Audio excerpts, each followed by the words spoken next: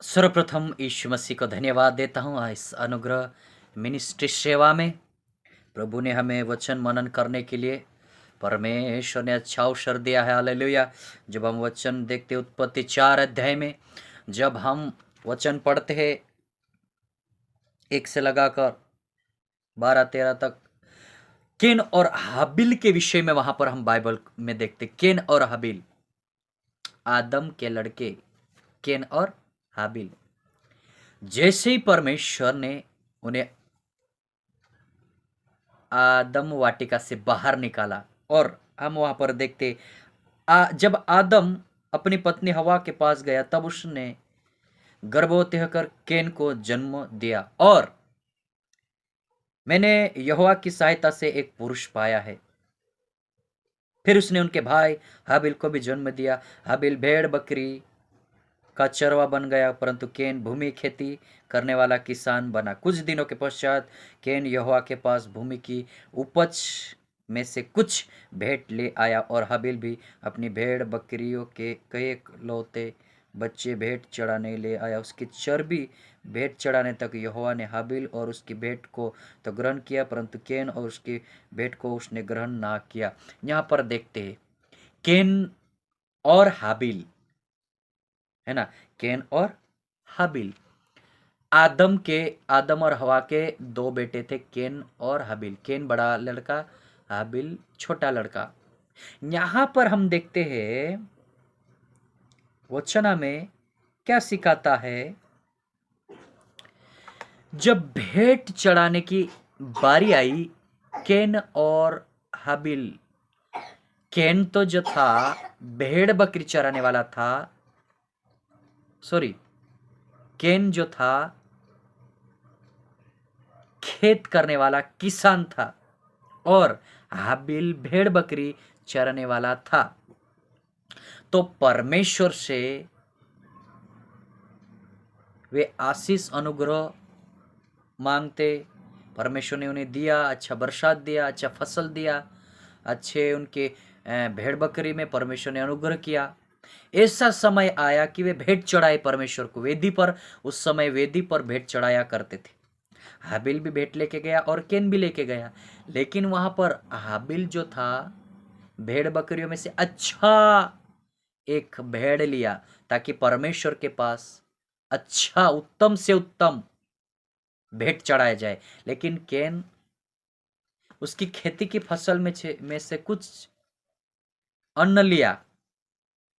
वो ये सोचता था मन में कि ऐसा कमाना, इतना सारा कमाना और वेदी पर चढ़ाना, वो ऐसे ही जल जाना, वैसे ही वो जलकर राख हो जाना। उसकी इच्छा क्या थी?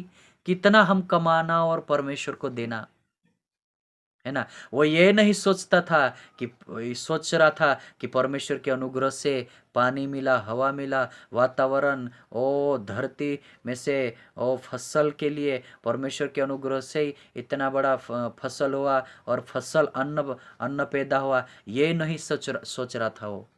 लेकिन क्या कह रहा था कि परमेश्वर के पास क्यों चढ़ाए, है ना।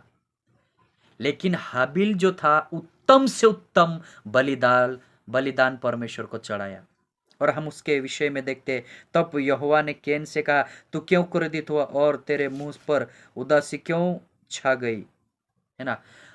जब केन की भेंट परमेश्वर ने नहीं स्वीकारा, उसके मन में उदासी छा गई, उसके चेहरे पे उदासी छा गई, और वो अंदर के अंदर कुड़कुड़ाने लगा, है ना। अंदर के अंदर कुड़कुड़ाने लगा, अरे हाबिल की भेंट स्वीकार कर लिया और मेरी भेंट स्वीकार नहीं किया।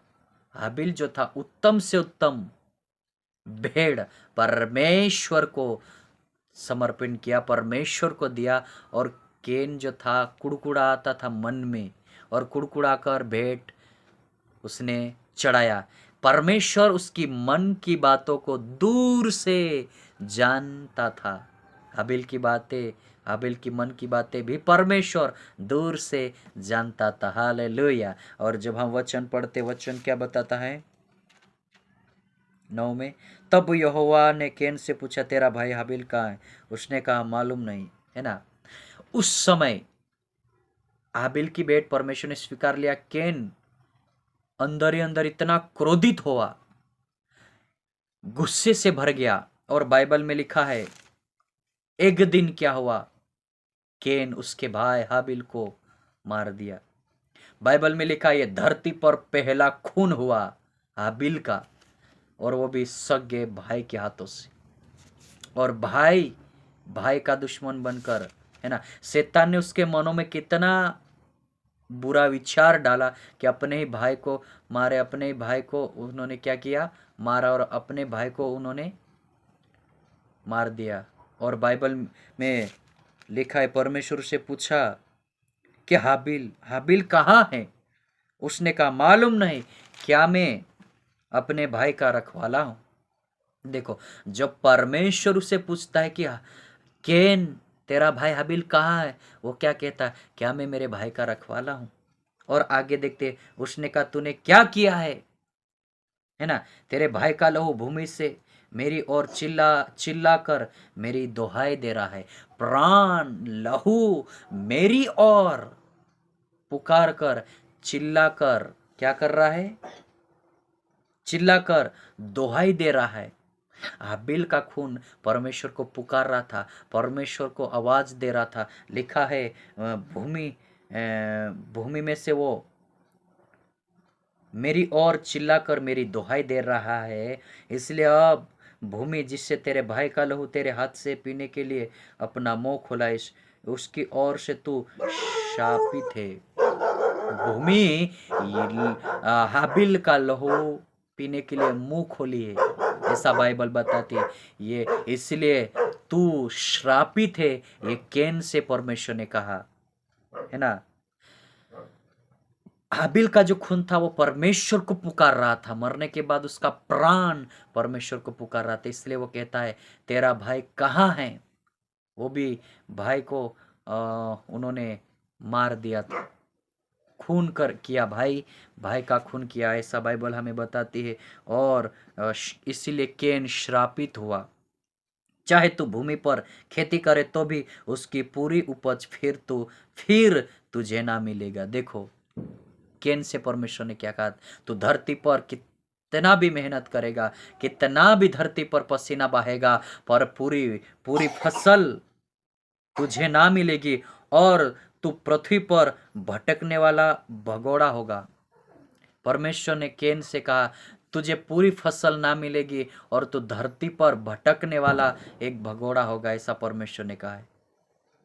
वो श्रापित हो गया, इसीलिए श्रापित हुआ ताकि वो अपने भाई का खून किया, और परमेश्वर के सामने भी वो कबूल नहीं कर रहा कि मैंने ही खून किया, है ना। और जब हम आगे पढ़ते हैं, वचन हमें क्या बताता, तब केन ने यहोवा से कहा, मेरा दंड सहने से बाहर है। देख, तूने आज के दिन मुझे भूमि पर से निकाला है, और मैं तेरी दृष्टि की आड़ में रहूंगा, और पृथ्वी पर भटकने वाला और भगोड़ा रहूंगा, और जो कोई मुझे पाएगा मुझे घात करेगा। इस कारण यहोवा ने उससे कहा, जो कोई केन को घात करेगा उससे 7 गुना बदला लिया जाएगा। और यहोवा ने केन के लिए एक चिन्ह ठहराया, ऐसा न कि कोई उसे पाकर मार डाले, है ना।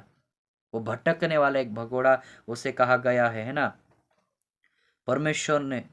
परमेश्वर की दृष्टि से हमेशा वह आड़ आड़ में है। बाइबल क्या बताती है, देख, तूने आज के दिन मुझे भूमि पर से निकाला, और मैं तेरी दृष्टि की आड़ में रहूंगा, तेरी दृष्टि की आड़ में रहूंगा, है ना। इसलिए पसीना बहाए, मेहनत करे, लेकिन पूरी फसल ना पाएगा, क्योंकि वो श्रापित है, खून किया केन ने, इसलिए धरती भी इसके कारण श्रापित है, इसलिए पूरी फसल ना पाएगा। हालेलुया। प्रभु इस वचन के द्वारा हम सभी को आशीष करे।